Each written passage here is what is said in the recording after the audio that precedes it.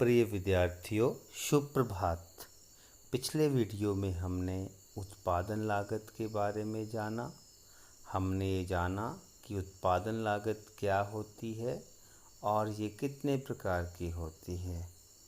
इसके अलावा हमने कुल लागत के बारे में भी जाना कि कुल लागत क्या होती है। अल्पकाल में जो कुल लागत होती है वो बंधी लागत और परिवर्तनशील लागत का जोड़ होती है। आइए आज हम औसत लागत और सीमांत लागत के बारे में जानकारी प्राप्त करते हैं। औसत लागत किसी वस्तु की प्रति इकाई लागत को औसत लागत कहा जाता है। कुल लागत को उत्पादन की मात्रा से भाग देने पर औसत लागत ज्ञात होती है। यानी average cost is equal to total cost divided by quantity. औसत लागत को इस चित्र की सहायता से स्पष्ट किया जा सकता है। इस चित्र में OX अक्ष पर उत्पादन तथा OY पर लागत को दर्शाया गया है। AC वक्र औसत लागत वक्र है। यह वक्र अंग्रेजी भाषा के U शब्द की तरह है। इससे स्पष्ट होता है कि उत्पादन की मात्रा बढ़ाने पर आरंभ में औसत लागत कम होती है, लेकिन एक सीमा के बाद यह बढ़नी शुरू हो जाती है। अल्पकाल में औसत लागत, औसत बंधी लागत और औसत परिवर्तनशील लागत का जोड़ है, अर्थात average cost is equal to average fixed cost plus average variable cost. औसत बंधी लागत। औसत बंधी लागत प्रति इकाई बंधी लागत है। इसका अनुमान कुल बंधी लागत को उत्पादन की मात्रा से भाग देने पर लगाया जाता है, अर्थात average fixed cost is equal to fixed cost divided by quantity. औसत बंधी लागत को आगे दी गई तालिका और चित्र की सहायता से स्पष्ट किया जा सकता है। इस तालिका से स्पष्ट है, जिस समय एक इकाई का उत्पादन किया जा रहा है तो औसत बंधी लागत 10 रुपये है। जब 2 इकाइयों का उत्पादन किया जा रहा है तो औसत बंधी लागत 5 रुपये हो जाती है। जैसे जैसे उत्पादन बढ़ाया जा रहा है औसत बंधी लागत कम होती जा रही है। इस चित्र में OX अक्ष पर उत्पादन और OY पर लागत को दर्शाया गया है। AFC रेखा औसत बंधी लागत को प्रकट कर रही है। यह रेखा दाईं तरफ नीचे की ओर झुकी हुई है। उत्पादन के बढ़ने पर औसत बंधी लागत घटती जा रही है, लेकिन ये कभी शून्य नहीं होती, क्योंकि बंधी लागत भी कभी शून्य नहीं होती। आइए अब हम औसत परिवर्तनशील लागत के बारे में जानें। औसत परिवर्तनशील लागत प्रति इकाई परिवर्तनशील लागत है। इसका अनुमान कुल परिवर्तनशील लागत को उत्पादन की मात्रा से भाग देकर लगाया जाता है, अर्थात average variable cost is equal two variable cost divided by quantity. औसत परिवर्तनशील लागत को आगे दिए गए तालिका और चित्र की सहायता से स्पष्ट किया जा सकता है। इस तालिका से स्पष्ट होता है कि उत्पादन के बढ़ने पर औसत परिवर्तनशील लागत पहले कम होनी शुरू होती है और फिर बढ़नी शुरू हो जाती है। जैसा कि इस तालिका से स्पष्ट है, औसत परिवर्तनशील लागत छठी इकाई तक कम हो रही है, लेकिन 7वीं इकाई से यह बढ़नी शुरू हो जाती है। इसका कारण यह है कि उत्पादन के आरंभ में उत्पादन के बढ़ते प्रतिफल का नियम लागू होता है, इसलिए औसत परिवर्तनशील लागत कम होती जा रही है, लेकिन एक सीमा के पश्चात घटते प्रतिफल के नियम लागू होने लगते हैं, जिससे कि लागतें बढ़नी शुरू हो जाती हैं।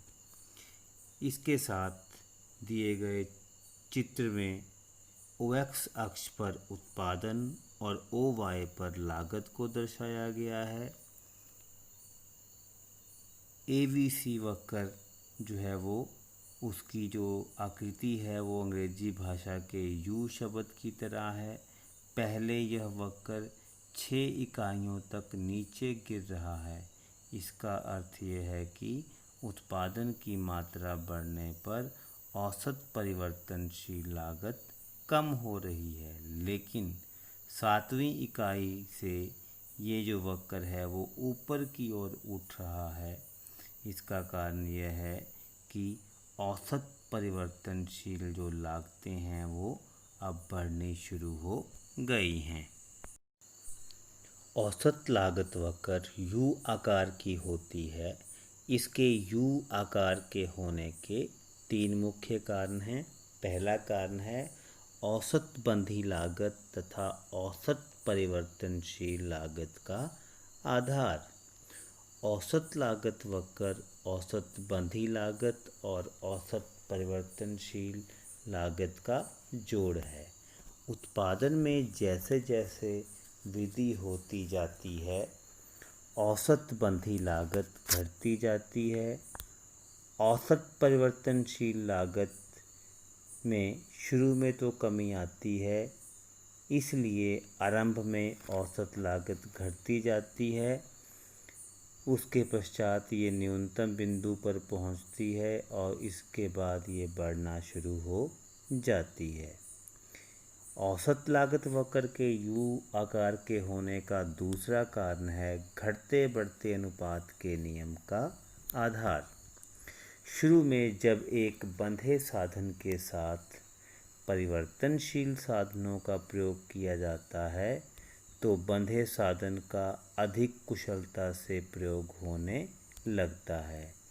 इससे औसत लागत कम होनी शुरू हो जाती है, लेकिन जब बंधे साधन की पूर्ण क्षमता का उपयोग होने लगता है तो इसके कारण उत्पादन लागत बढ़नी शुरू हो जाती है और उत्पादन पर घटते प्रतिफल या बढ़ती लागत का नियम लागू होने लगता है। इस कारण औसत लागत वक्र ऊपर की ओर उठने लगती है। औसत लागत वक्र के U आकार के होने का तीसरा कारण है आंतरिक बचतें और हानियों का आधार। जब एक फर्म अल्पकाल में उत्पादन में वृद्धि करती है तो उस फर्म को कई प्रकार की आंतरिक बचतें प्राप्त होती हैं, जिनके कारण औसत लागत कम होने लगती है तथा औसत लागत वक्र नीचे की ओर गिरना शुरू हो जाती है। लेकिन एक सीमा के पश्चात फर्मों को आंतरिक हानियां भी उठानी पड़ती हैं, जिसके कारण औसत लागत बढ़ने लगती है और औसत लागत वक्र ऊपर की ओर उठने लगता है। तो इन्हीं कारणों के कारण जो औसत लागत वक्र है उसका आकार U आकार होता है। नेक्स्ट है सीमांत लागत। किसी वस्तु की एक अतिरिक्त इकाई का उत्पादन करने से कुल लागत में जो परिवर्तन आता है उसे सीमांत लागत कहते हैं। इसे इस सूत्र की सहायता से ज्ञात किया जा सकता है। सीमांत लागत को आगे दी गई तालिका और चित्र की सहायता से स्पष्ट किया जा सकता है। इस तालिका से स्पष्ट है कि पहली इकाई का उत्पादन करने की कुल लागत 20 रुपये आती है, इसलिए यहाँ पहली इकाई की सीमांत लागत 20 माइनस 10 अर्थात 10 रुपये होगी। इसी प्रकार दूसरी इकाई की सीमांत लागत 28 माइनस 20 अर्थात 8 रुपये होगी। तीसरी इकाई की सीमांत लागत 34 माइनस 28 अर्थात 6 रुपये होगी। इसी प्रकार अन्य इकाइयों की भी सीमांत लागत ज्ञात की जा सकती है। यहाँ दिए गए चित्र में OX अक्ष पर उत्पादन तथा OY पर सीमांत लागत को प्रकट किया गया है। MC वक्र सीमांत लागत वक्र है। यह वक्र U आकार की है। इससे स्पष्ट होता है कि उत्पादन के आरंभ में सीमांत लागत कम हो रही है और उसके पश्चात ये बढ़ती जा रही है। आइए अब हम जानें कि औसत लागत और सीमांत लागत में क्या संबंध है। औसत लागत और सीमांत लागत दोनों का अनुमान कुल लागत से लगाया जाता है। यदि हमारे पास कुल लागत दी गई हो तो हम औसत लागत और सीमांत लागत दोनों का पता लगा सकते हैं। इसे आगे दी गई तालिका में स्पष्ट किया गया है। इस तालिका में स्पष्ट किया गया है कि औसत लागत निकालने के लिए हम कुल लागत को उत्पादन की इकाइयों से भाग करेंगे तो औसत लागत आ जाएगी। कुल लागत की प्रत्येक अगली इकाई में से पिछली इकाई को घटाकर सीमांत लागत को ज्ञात किया जा सकता है। औसत लागत के घटने पर सीमांत लागत भी घटती है और औसत लागत के बढ़ने पर सीमांत लागत भी बढ़ती है। सीमांत लागत वक्र औसत लागत वक्र को उसके न्यूनतम बिंदु पर काटती है। इसे आगे दिए गए चित्र में स्पष्ट किया गया है। जैसा कि इस चित्र में स्पष्ट किया गया है कि औसत लागत के घटने पर सीमांत लागत भी घट रही है और सीमांत लागत औसत लागत की अपेक्षा अधिक तेजी से घट रही है। इसी प्रकार औसत लागत के बढ़ने पर सीमांत लागत भी बढ़ती है, लेकिन सीमांत लागत में वृद्धि औसत लागत की तुलना में अधिक तेजी से होती है। सीमांत लागत वक्र औसत लागत वक्र को उसके न्यूनतम बिंदु पर काट रही है। आइए अब हम निजी लागत और सामाजिक लागत के बारे में जानें। वस्तुओं और सेवाओं के उत्पादन के लिए समाज को जो त्याग करना पड़ता है, उसके आधार पर लागतों को दो भागों में बांटा जाता है। निजी लागत, यह वह लागत है जो किसी एक फर्म को एक वस्तु के उत्पादन के लिए खर्च करनी पड़ती है।